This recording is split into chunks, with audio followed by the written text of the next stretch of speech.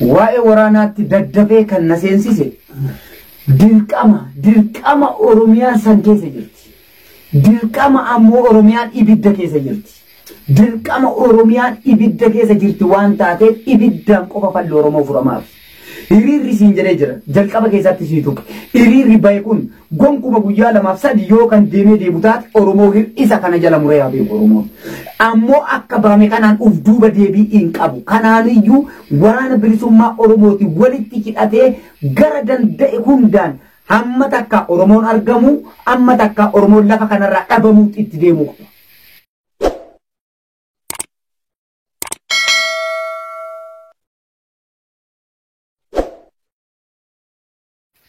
Tole gabareedaadha. Hiriirri yoo dhaabbate qaama Oromoo akka fidu nuuf eertee jirta Jaalchaa Xaahaa. Egaa hiriira kanaaf kan walitti qabee akka kaleessa osoo hin taane ammaan tana ofu dhaabbileen siyaasaadha.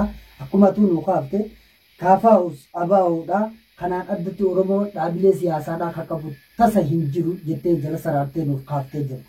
Dhaabbileen siyaasaa mataa walitti qabanii hiriira kana oofuu irratti egaa maal godhuu qabaa jette? Akkuma ati jette dhaabbileen Oromoodhaa kan gochuu qaban kan godhuu qabaniif goosisuun isaan irra jiraatu godhuun irra jiraatullee waa tokko qofaadha. Waa tokko qofa siin jedha. Wanni tokkoon sun kan isaan gochuu qaban ABO'n KFO'n maaliif bu'uuramne eenyu falmina eenyu bakka buunaa jedhanii joka uf laalan taate ummata Oromootiif biyya Oromiyaatiif bu'uuraman. Wannummaan dhaaba jedhamee ol biqileef Oromoon dhaaba lamaan tana qabdi jedhee sii gabaabsee himeef ABO'n KFO'n dhaaba ummata Oromoo keessaa biqile ummata Oromootiif falmu ummata Oromoo bakka bu'u dhugaa ummata Oromoo dubbatu waan ta'eef amma dubbii wareegama lubbuu mataa isaanii hoogganootuma dhaabicha kanaa dhaqqabdeetu. Kanaaf ummanni keenya kan gochuu qabu kan godhuun irra jiraatu jara kana dhaga'ee waan jarri kun jedhan godhu jarri kun ammoo ummata maal dhageessisuu qaban seetu jarri kun ABO KFO murtee nuti qabnu murtee tokko qofaadha. An jara kanaaf wanni dhaamu harka keessan harka rasaasaa godhachuu jalqabatti waraana keessan kunuunsuu ijaarsuu ammaan tanatti kan barbaachisu gonkumayyuu ammaan tanatti Oromoo kan barbaachisu atattama kanatti nama cimaa osoo hin taane dhaaba cimaadha. Dhumatee jira. Oromoo kan barbaachisu kanaan boodatti nama cimaa otoo hin taane dhaaba cimaadha. Namoota cimaa baay'ee biqilchine baay'ee dubbates baay'ee hojjetes 1000 miliyoona lakkoofsan qabu.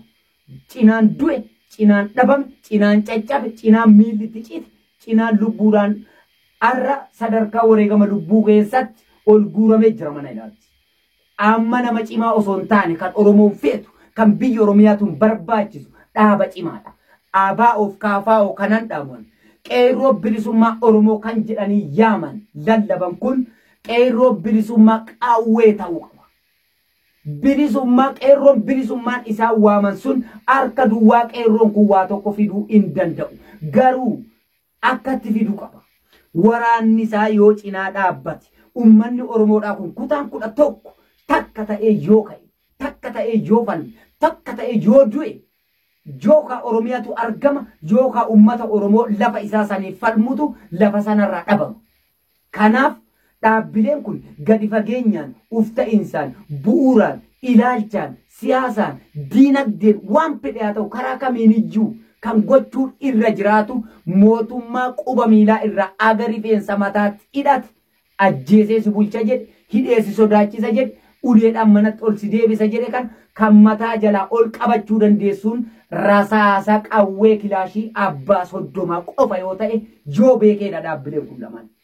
Kanaan boodatti hooggantoonni dhaabbilee kanaa amma karaa nagahaatiin nutis bulleen laalla yoo kan jiran taate ilaalcha kiyya kan na keessa jiru isaaniifis kan qabu ummata Oromootiifis kan qabu akka kootti qawwee takka qofatu ummata kana bilisoomsa.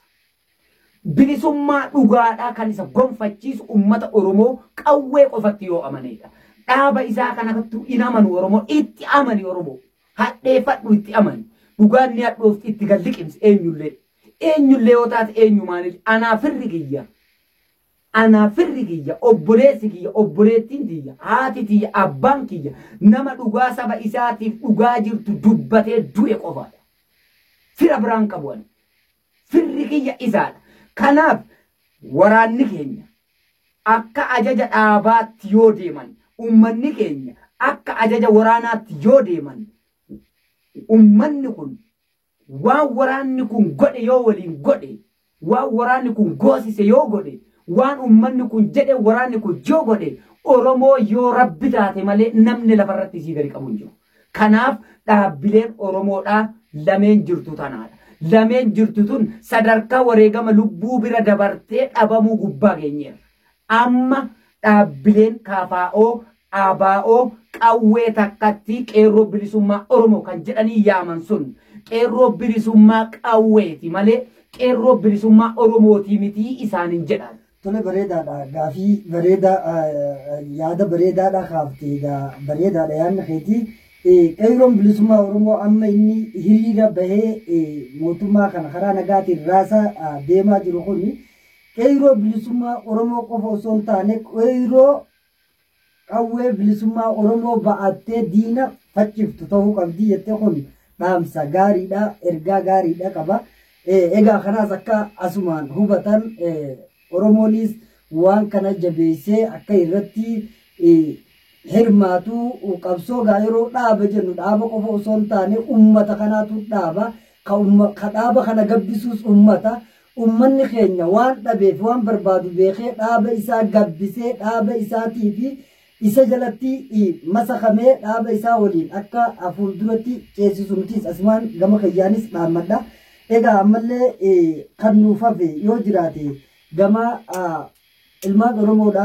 akkuma ilmaan jawweedha biyyoota ambaa kana keessa biyyoota garagaraa kana keessa faca'anii jirani egaa gaheen isaanii akkuma qeerroo bilisummaa Oromoo tan biyya keessa hiriira baatee wareegama kafaltu lubbuu kafaltu waraana bilisummaa Oromoo isa bukkaasaa du'e kana biyya keessatti argamanii lubbuu akkasii kafaluullee yoo dadhaban akka Oromootti dirqama Oromummaa irra jira kun dhugaa jirtuudha isaan kanaafoo maal dhaamta maal godhuu irra jiraata jedha ayyee galatoomii an qeerroo bilisummaa Oromoo kan jedhan kana xiqqoo waasiitu kun barbaade diduun fedha akka kiyyatti didee jira qeerroo bilisummaa Oromoo tan qeerroo bilisoomi qawween ka jedhu qofaatti deebi'ee jira akka kiyyatti qeerroo bilisoomi qawween ka jedhutti deebi'ee jira isa lammiilee Oromoo ummata Oromoo qeerroo haa ta'u qarree haa ta'u dargaggeessa jaarsa jaartii eenyullee haa ta'u biyya ormaa keessa jiraniif kan hin dhaamu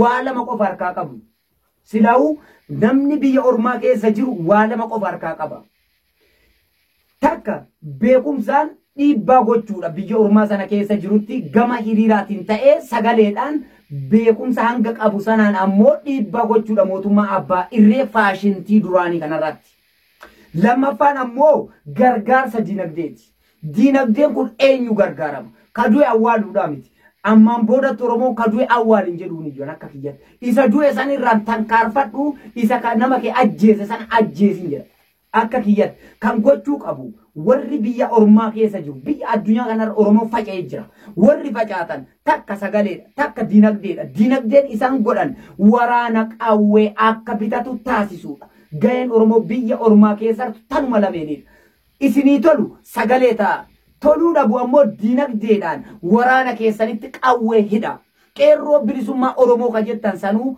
qeerroo bilisoomi qawween ka jedhu qawwee itti dhaati qawween jechi dubbachiisa jedhaan an akka kiyyatti gabaabumatti haasa'u guddaatis haasa'uu hin barbaanne beektaa wanneen an haasa'uu barbaade qawwee qofaadha maaliif falli biraa hin jiru falli biraa dhumatee jira falli Oromoo qabdu qawwee qofa waan ta'eef kan biyya ormaa jiru beekumsaan sagalee ta'e dadhabdu dinagdeedhaan qeerroo bilisummaa Oromoo kan jettu san waraana bilisummaa Oromoo kan jettu san Oromoo bilisoomi qawween jedhiiti qawwee itti hidhi kanaan alatti ummanni keenya walumaa galatti dubbii tootaan Oromoo tana yoon si ibse ummanni dhaabarraa bilisummaa eega dhaabni ummata kanarraa gargaarsa eega. Jarri kun ammoo wal faallahuuf ta'a. In ta'u gonkumayyuu ta'uus hin qabu in jiraatuufis in deemu akkanatti. Gonkuma waliin in deemu. Dhaabni ummata in qabne allaattii dirree ishiin itti duute in agarreedha. Ummanni waraana in qabne harree abbaan fedhe dirree fedhe irraa qabee yaabbatee waan barbaade itti fe'atee gabaa barbaade geeffateedha. Jarri kun dirqama wal barbaadan. Ummanni Oromoo dirqama waraana barbaada. Waraanni dirqama ummata barbaada. Dirqamatti jarri kun lamee wal barbaada. Wal simata, wal himata, walirraa dhalate, irraa bahe obboleessa kiyyaaf obboleessa keeti kan biraatii miti bara. Woboo kan jedhaniin abaa'oo kan jedhaniin nama samii irraa rabbi irraa gadi bu'ee miti. Ilma Oromoo haadha tiyyaa fi haati tee deesseedha. Isa biyyaaf falmaa jiru, isa saba kanaaf falmaa jiru anumaaf si'ii jechuudha kan biraatii miti. Kanaaf dirqamatti ummanni Oromoo dhaaba isaa dhaaba kiyyaa, ilma kiyyaa, dhiiga kiyyaa, biyya kiyyaa falmaa jira, mirga kiyya falmaa jira, saba kiyya falmaa jira jedhee beekee hubatee diinagdee wareegama lubbuutiin ka'ee waliin dhaabbachuun dirqama Oromooti. Waraanni kunis fedhii ummata kana guutuuf gochuudhaaf hojjechuun mirkaneessuudhaan ummata kana ammoo onnee qabbaneessuudhaaf takka namni sibiila hidhate homa lama qofaadha. Namni yookaan du'a yookaan jiraadha jedhee qawwee lafaa kaase diinatti harkaan laatu. Harka laachuu diddaadhaaf waraanni kun qawwee lafaa kaasee jira. Erga lafaa kaase ummanni kun waan qawween tun lafaa kaateef eenyutu kaase maaliif kaate eessatti goolabamtii beekuutu irra dirqama Oromoon. Yoo kanan beenye taate bilisummaan isaan afaan yaaman akkanatti in dhiyaattus in dhuftus waraanuma sanuu diinaaf laatuuf jira Oromoon. Joon akkatti burjaaje wal keessa faca'e wal wallaale ofuma isaatiif mataa walitti as qabatee yoo rakkoo tanarratti tokko in taane taate dhiibbaa guddaa hamtuu rakkoo saaxila addunyaa tanaaf itti dhala keenyaaf dabarsuuf deemnutu nu dhaqqabaa jira. Kanaaf Oromoonni biyya alaa sagaleedhaan diinagdeen waraana kanatti. Oromoon biyya keessaa qeerroo bilisummaa kan jedhaniin qeerroo bilisoomi qawween waraana bilisummaa Oromoo waraanni bilisummaa qawweetti malee ammaan boodatti kanaan boodatti kanaan achitti kan dhufuufis ta'ee eenyullee eenyumaafillee kan beekuu qabu fedhu jeneraala fedhe haa ta'u fedhu